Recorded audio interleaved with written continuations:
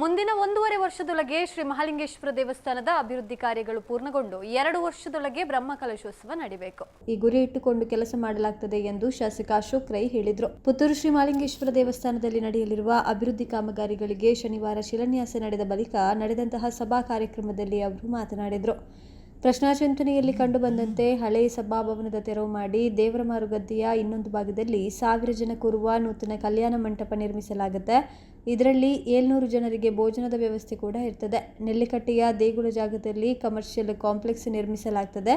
ಕೆರೆ ಅಭಿವೃದ್ಧಿಗೆ ಸರ್ಕಾರದಿಂದ 3.75 ಕೋಟಿ ಬಂದಿದೆ. ಹಳೆ ಸಭಾಭವನ ತೆರವು ಮಾಡಿದ ಜಾಗದಲ್ಲಿ 7 ಕೋಟಿ ವೆಚ್ಚದಲ್ಲಿ ಸಂಗೀತ ಕಾರಂಜಿ ಕೊಳ ನಿರ್ಮಿಸಲಾಗುತ್ತೆ.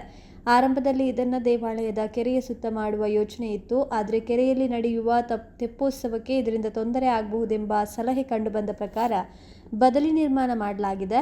60 ಲಕ್ಷ ವೆಚ್ಚದಲ್ಲಿ ದೇವಾಲಯಕ್ಕೆ ಲೈಟಿಂಗ್ ಮಾಡಲಾಗ್ತದೆ ಎಂದು ನುಡಿದರು. ನಾನು ಶಾಸಕನಾಗುವ ಮೊದಲೇ ಶ್ರೀ ಮಹಾಲಿಂಗೇಶ್ವರ ದೇವಾಲಯದ ಸುತ್ತ ಇರುವ ಇಕ್ಕಟ್ಟಾದ ಕಟ್ಟಡಗಳನ್ನು ಕಂಡು ಬೇಸರಗೊಂಡಿದ್ದೆ.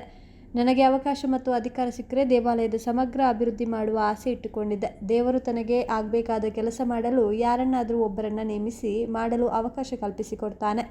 ಈಗ ನನಗೆ ದೇವರು ಅವಕಾಶ ಮಾಡಿಕೊಟ್ಟಿದ್ದಾನೆ ಎಂದು ಭಾವಿಸುವೆ ಎಂದು ಹೇಳಿದರು. ಯಾರಾದರೂ ದಾನಿಗಳು ಈ ಮೊತ್ತ ನೀಡಿದ್ದಲ್ಲಿ ಅವರ ಹೆಸರಿನಲ್ಲಿ ದೇವರಿಗೆ ಭೂದಾನ ಮಾಡಲಾಗ್ತದೆ. ನೂತನ ಸಭಾಭವನ ನಿರ್ಮಾಣಕ್ಕೆ ಉದ್ಯಮಿ ಪ್ರಕಾಶ್ ಶೆಟ್ಟಿಯವರು ಬಂದು ಶಿಲಾನ್ಯಾಸ ಮಾಡಲಿದ್ದಾರೆ ಎಂದು ಹೇಳಿದ ಶಾಸಕರು, ಜೀರ್ಣೋದ್ಧಾರ ನಿಧಿಗೆ ನಾನು 1 ಕೋಟಿ ರೂಪಾಯಿ ದೇಣಿಗೆ ನೀಡಲಿದ್ದೇನೆ. ಅದರಲ್ಲಿ 10 ಲಕ್ಷ ಈಗ ನೀಡ್ತಾ ಇದ್ದೇನೆ ಎಂದರು. ವ್ಯವಸ್ಥಾಪನಾ ಸಮಿತಿ ಅಧ್ಯಕ್ಷ ಪಂಜಿಗುಡ್ಡೆ ಈಶ್ವರ ಭಟ್ ಮಾತನಾಡಿ, ದೇವಸ್ಥಾನಕ್ಕೆ ಸೇರಿದ 8 ಎಕರೆ ಸ್ವಾಧೀನಪಡಿಸಿ 20 ಹಳೆ ಕಟ್ಟಡ ತೆರವು ಮಾಡಲಾಗಿದೆ. ನೆಲ್ಲಿಕಟ್ಟೆಯಲ್ಲಿ 3 ಮನೆಯವರು ಬಿಟ್ಟುಕೊಡುವ ಭರವಸೆಯನ್ನು ನೀಡಿದ್ದಾರೆ. ದೇವಾಲಯದ ಜಾಗ ಎಲ್ಲಿದೆಯೋ ಎಲ್ಲವನ್ನ ಸ್ವಾಧೀನ ಮಾಡಿಕೊಳ್ಳಲಾಗುತ್ತದೆ.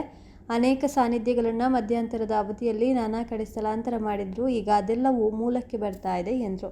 ವ್ಯವಸ್ಥಿತವಾಗಿ ಅದು ತಗೊಂಡು ಅವರಿಗೆ ಪ್ರಸಾದ ಕಳಿಸುವಂಥ ವ್ಯವಸ್ಥೆಗಳು ಕೂಡ ಮತ್ತು ದೇವಸ್ಥಾನದ ಬಗ್ಗೆ ಆನ್ಲೈನಲ್ಲಿ ತಿಳಿಸುವಂಥ ಕೆಲಸವನ್ನು ಕೂಡ ಮಾಡುವಂಥ ಕೆಲಸವನ್ನು ಮಾಡ್ತೇವೆ. ಒಟ್ಟಿನಲ್ಲಿ ಸುಮಾರು ದೇವಸ್ಥಾನದ ಕೆರೆಗೆ ಈಗಲೇ ಟೆಂಡರಿಗೆ ಹೋಗಿದೆ. 4 ಕೋಟಿ ರೂಪಾಯಿಯ ಏನು 3.75 ಕೋಟಿ ರೂಪಾಯಿಯ ಕೆರೆಯ ನಿರ್ಮಾಣಕ್ಕೆ ಸರ್ಕಾರದಿಂದ ಟೆಂಡರಿಗೆ ಹೋಗಿದೆ. ಫೌಂಟೇನನ್ನು ನಾವು ಇಲ್ಲಿ ಈ ಕೆರೆಯಲ್ಲಿ ಮಾಡುವಂಥ ವ್ಯವಸ್ಥೆ ಮಾಡಿಕೊಂಡಿದ್ದೀವಿ. ಆದರೆ ಎಕ್ಸ್ಪರ್ಟ್ಸ್ ಕಮಿಟಿ ಮತ್ತು ನಮ್ಮ ಈ ದೇವಸ್ಥಾನದ ಭಕ್ತಾದಿಗಳು ಕೆಲವರೆಲ್ಲ ಅವರ ಸಲಹೆ ಸೂಚನೆಗಳನ್ನು ಕೊಟ್ಟಿದ್ದಾರೆ. ಕೆರೆಯಲ್ಲಿ ಮಾಡಿದರೆ ತೆಪ್ಪ ತಿರುಗಲಿಕ್ಕೆ ಕಷ್ಟ ಆಗ್ತದೆ. ಭಕ್ತಾದಿಗಳ ಮನಸ್ಸಿನಲ್ಲಿ ಒಂದು ಬೇರೆಯೇ ಒಂದು ಕಲ್ಪನೆಗಳು ಆ ಕೆರೆಯ ಬಗ್ಗೆ ಇದೆ. ಆನಂತರ ಕೆರೆಯಲ್ಲಿ ಸುತ್ತಲ್ಲಿ ಮಾತ್ರ ಮಾಡ್ಬೋದು, ಆ ಫೌಂಟೇನ್ ಅಷ್ಟು ಒಳ್ಳೆಯ ರೀತಿಯಲ್ಲಿ ಹಾರೋದಿಲ್ಲ ಅನ್ನೋ ಭಾವನೆಗಳನ್ನು ಅವರು ತಿಳಿಸಿದ್ದಾರೆ. ನಾವು ಏನು ನಮಗೆ ಮಾಡಬಹುದು ಅಂತ ಹೇಳಿಬಿಟ್ಟು ಎಲ್ಲರೂ ನಾವು ಹೇಳಿದಾಗೆ ಮಾಡಬೇಕು ಅಂತ ನಮ್ಮ ಹತ್ರ ಏನು ಚಿಂತನೆಗಳಿಲ್ಲ. ನಾವು ಎಲ್ಲರ ವಿಚಾರಗಳನ್ನು ಕಿವಿ ಕೊಡ್ತೇವೆ. ನಿನ್ನೆ ಒಬ್ಬ ಮುಳಿಯಾದವರು ನನ್ನ ಹತ್ರ ಹೇಳಿದರು, ಅಶೋಕ್ ರೈಗಳೇ ನೀವು ಅಲ್ಲಿ ಹಾಲ್ ಮಾಡುವಾಗ ಫಸ್ಟ್ ಕಿಚನ್ ಮಾಡಿ ಆನಂತರ ಹಾಲ್ ಮಾಡಿ.